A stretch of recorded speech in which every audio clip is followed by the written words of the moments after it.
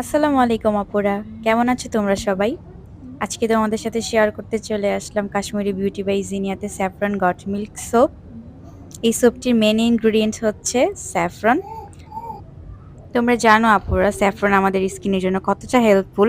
এটি আমাদের স্কিনকে ব্রাইট করে, অ্যাকনে স্পট রিমুভ করে এবং স্যাফরনে রয়েছে অ্যান্টি ইনফ্ল্যামেটরি যা আমাদের মুখের জ্বালাপোড়া কমাতে খুব হেল্প করে এবং সান ট্যান রিমুভ করতে হেল্প করে।